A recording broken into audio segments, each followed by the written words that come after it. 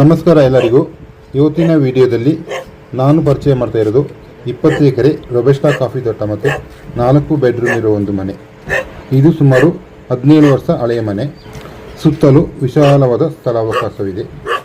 ಮುಖ್ಯ ರಸ್ತೆಯಿಂದ 2 kilometre tar road access ಇದೆ.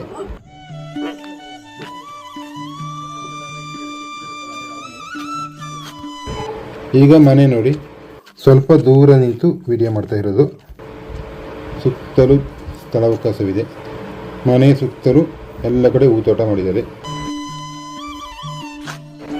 ಆಚೆ ಒಂದು ಸಣ್ಣ ಮನೆ ಕಾಣ್ತಾ ಇರೋದು, ಲೇಬರ್ ಕ್ವಾರ್ಟರ್ಸ್, ಕೆಲಸದವರು ವಾಸ ಮಾಡುವ ಮನೆ. ಅದರ ಫುಲ್ ವಿಡಿಯೋ ಆಮೇಲೆ ತೋರಿಸ್ತೀನಿ. ಈಗ ಮನೆಯ ಬ್ಯಾಕ್ ಸೈಡ್ ಸ್ವಲ್ಪ ವಿಡಿಯೋ ಮಾಡಿ, ತೋಟದ ವಿಡಿಯೋ ಮಾಡಿ ತೋರಿಸ್ತೀನಿ.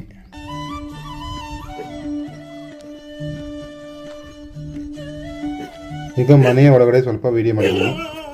ಇದೊಂದು ಹಾಲು ಮತ್ತು ಆಚೆ ಡೈನಿಂಗ್ ಹಾಲು, ಇದು ದೇವರ ಕೋಣೆ. ಹಾಗೆ ಸ್ವಲ್ಪ ಮಾತ್ರ ವಿಡಿಯೋ ಮಾಡಿರೋದು. ಅದೇ ಲೇಬರ್ ಕ್ವಾರ್ಟರ್ಸು. ಅದರಲ್ಲಿ ಈಗ ಒಂದು ಫ್ಯಾಮಿಲಿ ಕೆಲಸಕ್ಕೆ ಇದ್ದಾರೆ. ಇದರಲ್ಲಿ 2 ಕೆರೆ ಇದೆ ನೋಡಿ. ಇದು ದೊಡ್ಡ ಕೆರೆ, ಆಚೆ ಇರೋದು ಸಣ್ಣದು. ನೀರಿಗೆ ಯಾವ ತೊಂದರೆ ಇಲ್ಲ. ಕುಡಿಯುವ ನೀರಿಗೆ ಬಾವಿ ಇದೆ ಮತ್ತು ಗ್ರಾವಿಟಿ ವಾಟರ್ ಇದೆ.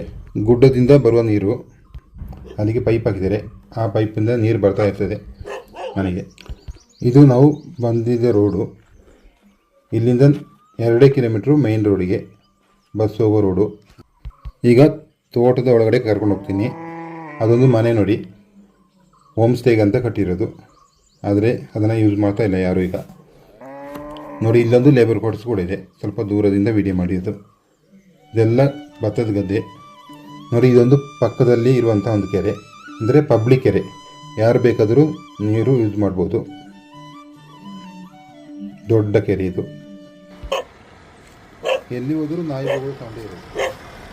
ಈಗ ಮೈನ್ ರೋಡಲ್ಲಿ ಒಂದು ವಿಡಿಯೋ ಮಾಡ್ತಾ ಇರೋದು. ಅದ್ಯಾವುದೋ ನಾಯಿ ಬೊಗಳ್ತಾ ಇದೆ ನೋಡಿ. ಈ ರೋಡ್ ಪಕ್ಕದಲ್ಲಿ ಒಂದು ಮನೆ ಇದೆ, ಅಲ್ಲಿ ನಾಯಿ ಬಿಟ್ಬಿಟ್ಟಿದ್ದಾರೆ, ಅದೇ ಬೊಗಳ್ತಾ ಇರೋದು.